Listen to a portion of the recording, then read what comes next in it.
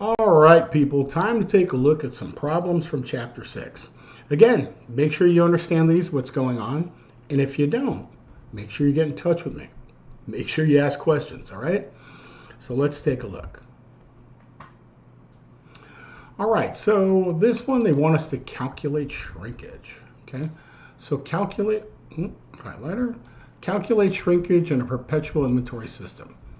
It says Corey's campus store has $4,000 inventory on hand at the beginning of the month. Okay, that's the beginning inventory.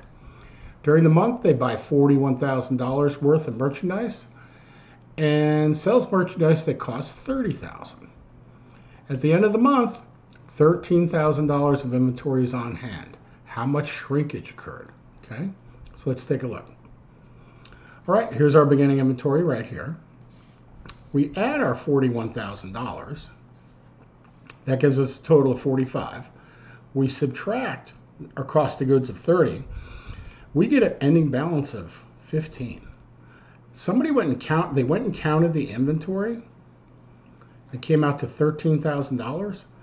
That means $2,000 worth of stuff disappeared. By the way, it's a huge problem in retailers. Whether it's by the way, employees steal more than customers do. But it's a big challenge, right? If you take a look here, they out of $45,000 worth of stuff, $2,000 disappeared. That's more than 5%. That's a big cost to the business. Okay. All right. Now they want us to identify shrinkage and other missing inventory numbers. Okay. So they give us numbers here, and we have to basically do the unknowns. Okay. So let's do this. So we got inventory plus purchases.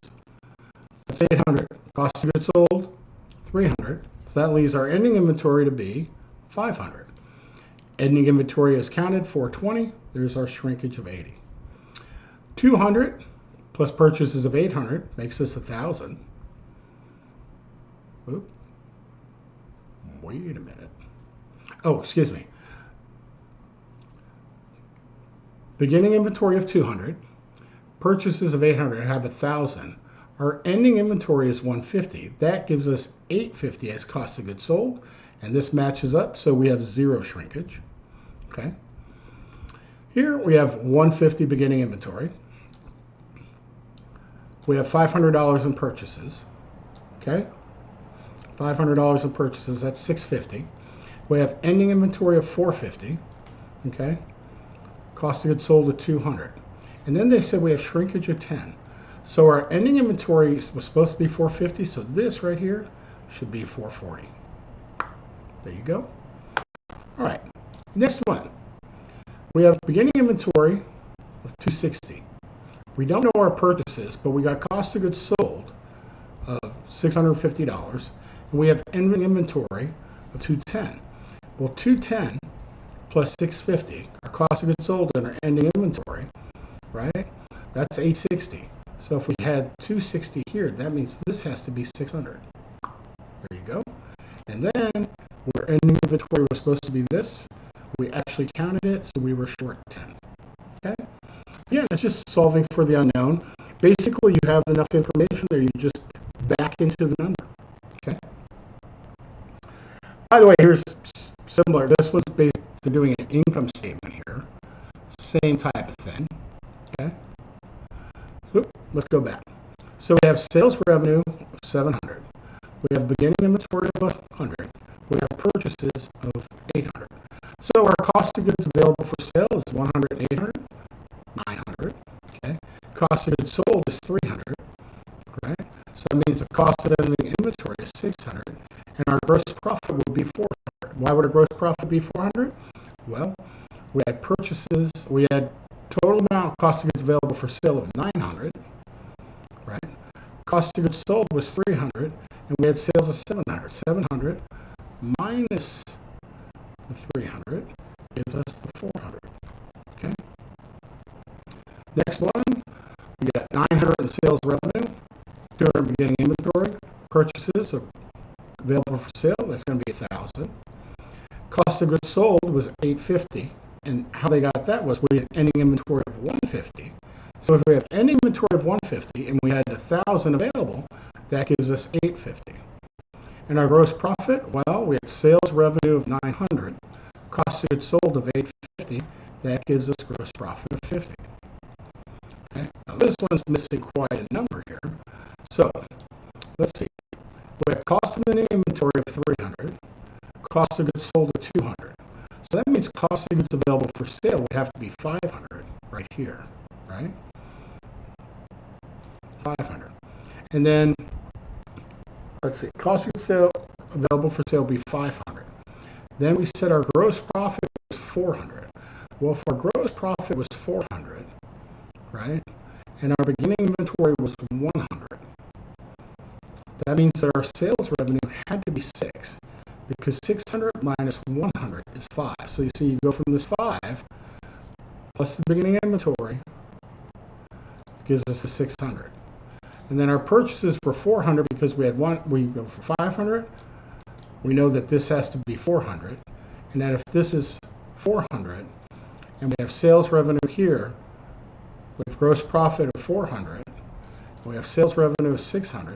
That means that we had $200 of gross cost of goods sold. We know that has to be 600. And you follow through with each one of these like this. Okay, the next one here says we have sales revenue of 800. And let's see, with sales revenue of 800, we have purchases of 600. We have cost of goods sold of 650. And we have ending inventory of 250. Well, 250 and 650, that gives you this 900. Okay? And then if we got the 900 here, that means you had to get this 300 plus the 600 to give you the 900. And then gross profit would be our sales revenue minus our cost of goods sold. That would give you the 150. Okay? All right, next one here, cost of goods available for sale. This one's got to be 950 because you add these two together. This one and this one gives you 950. Now we know we made gross profit of 500. So in order to make gross profit of 500, that means our cost of goods sold has to be 500, right? So we got $1,000 in revenue.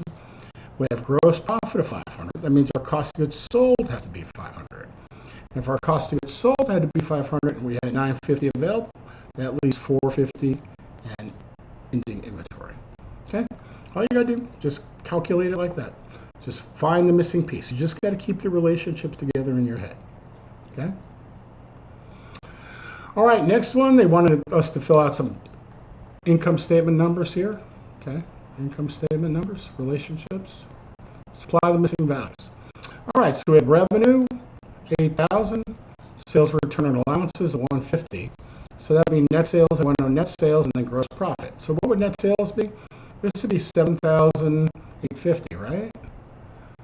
So 7,850 minus 7,850 minus this gives you this number. Okay? Now, we're going to have to do this a little backwards here. So take a look. We got gross profit of 1,400. And here we got cost of goods sold of 4,050. That means our net sales. You add these two. Notice how these two add up to that? You add these two together to get this number. And then this number minus this number will give you that number. Okay? So see, this one plus this one gives you this. And then the difference between these two gives you this one. So you see, if you have enough information, you can fill it in. You just have to remember how it works. So here, gross profit, you can see from gross. Okay, first of all, you can work backwards here. 5920, sales return on allowances. So you can calculate this number first. And then here, this number minus this number, you can calculate that one. So see, 5920 plus this 275 gives you this. And that's a straight subtraction. All right, next they want us to do some journal entries, and we're going to do the gross method. Okay, so let's take a look. Gross method. Okay, so we purchase goods from 2% 10, net 30. Purchase goods from Munoz, 2% 10, net 30. Paid green in full, paid Munoz in full, and purchase goods with terms net 45. Okay, so let's go ahead and do these. So here's the first one, purchase goods. We have inventory, asset increasing, and account payable, liability increasing. That's the first one. Okay? Next one, inventory increasing, 900. Accounts payable, liability increasing, 900. Okay. Now we paid green in full. We paid on the 14th. We purchased on the 6th, and we paid within the 10 days. So now we only have to, we get 2% off. So look what happens. Okay. We get rid of the whole account payable. We send them $11.76 in cash, and we lower our inventory by $24. That's the 2% of this $1,200. Okay. Now, on February 2nd, we paid Munoz in full. Munoz in full. Okay? And we paid them 2% 10. Now, look, here we purchased it on the 6th, but we didn't pay till February 2nd. So, you know this? We're not going to get this discount. We're not going to get this discount. So, notice what happens. We have to pay the full. We actually miss the discount there. Okay? So, we lower our account payable. We pay with cash. We missed the discount. And then we purchased some goods from Reynolds for $350 for net $45. And this is just a straight inventory and accounts payable. Okay, not too bad, right? By the way, you got to pay attention to the dates. Right? So here and here, you see they missed the discount there. Here and here, they got the discount. So you just have to pay attention to the dates to know whether or not to include the discount. All right, folks, that's it for Chapter 6. We'll be back with more for ACC 220 in just a little bit.